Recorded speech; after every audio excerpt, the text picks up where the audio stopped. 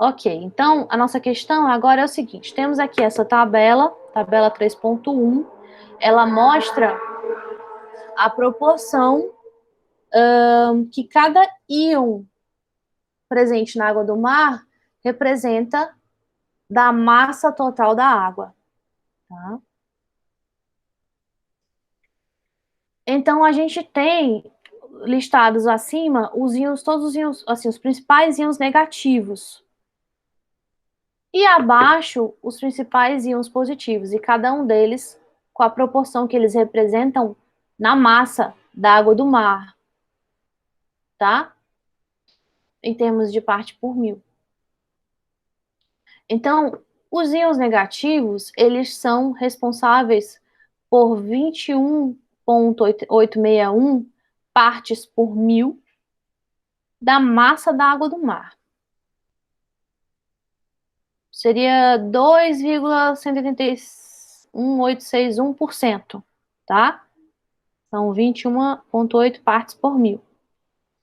Já os íons positivos, eles são responsáveis por 12,621 partes por mil, ou seja, 1,2621% da massa da água do mar. Então, somando tudo, dá 3,4% da massa da água do mar são os sais dissolvidos, o resto água, tá?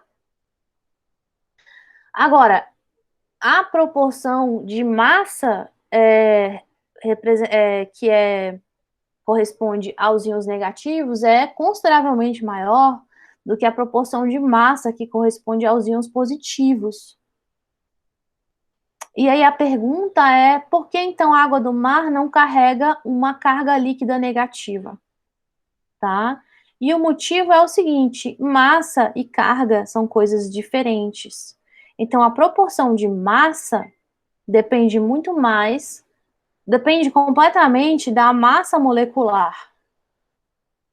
Quando a gente produz desbalanços de carga em moléculas e átomos, a gente soma ou subtrai elétrons. Eles têm carga 1, tão forte quanto a do próton, mas eles são 10.000 vezes mais leves. Então, até no átomo de hidrogênio, que só tem um próton e um elétron, se eu retirar esse elétron, eu vou estar retirando 0,001% da carga. Desculpa, 10.000? 0,01% da carga. É inexpressivo. Então, subtrair ou adicionar elétrons não muda as proporções de carga. Não muda as proporções de massa. Muda completamente as proporções de carga. Então, se eu quiser saber qual é a proporção de carga contribuída por um íon, eu preciso dividir essa fração pela massa molecular desse íon, tá? Então, no caso aqui, a gente tem como exemplo o cloro. A massa molecular do cloro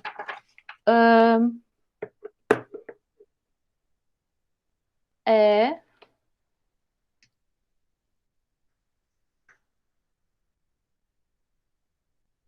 aproximadamente 35 unidades atômicas de massa, tá? Então, enquanto que a massa molecular do sódio, desculpa, é de aproximadamente 22 unidades atômicas de massa. Então, mas cada um deles contribui uma carga. No caso do cloro, do cloreto, uma carga negativa. No caso do íon de sódio, uma carga positiva.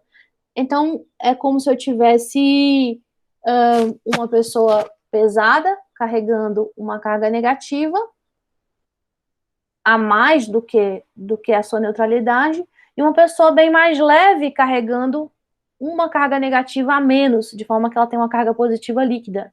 Então, o sódio mais, ele não ganhou um próton, ele perdeu um elétron. Isso não faz diferença nenhuma na massa dele. Então, se eu tiver todo mundo que carrega cargas negativas é mais pesado do que as pessoas que carregam cargas negativas a menos e, portanto, tem carga positiva líquida, então eu vou ter os portadores de carga negativa sendo responsáveis por uma fração maior da massa total, mesmo que as cargas estejam em balanço. Então, se a gente dividir cada um desses valores pela massa molecular da substância que é responsável, né?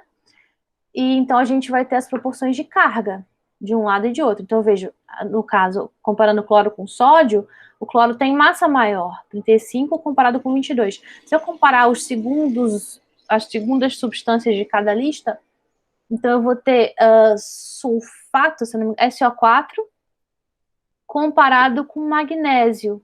Um átomo de magnésio, vejam, comparado com enxofre e 4 oxigênios. Tá? A massa molecular do enxofre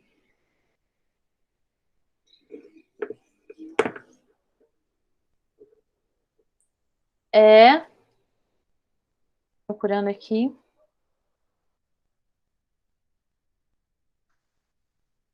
a massa atômica do enxofre é 32. Do oxigênio é 16. Então, 16 vezes 4 dá 64. Então, a massa molecular do SO4 é 96. E se eu comparar com a massa atômica do magnésio, a massa atômica do magnésio é 24. Tá? Veja que ambos carregam duas cargas. O SO4 carrega 2 elétrons a mais e o Mg carrega 2 elétrons a menos. Porém, com certeza, essa proporção de massa correspondente ao magnésio vai corresponder a bem mais cargas do que essa proporção de massa, porque esta molécula aqui é muito mais massiva do que o átomo de magnésio. Então, quando para a gente considerar neutralidade, a gente tem que considerar o balanço de cargas e não de massas, certo? E aí, para isso, a gente precisa levar em consideração dividir essas proporções sempre pela massa molecular de cada substância que está carregando essas cargas, certo?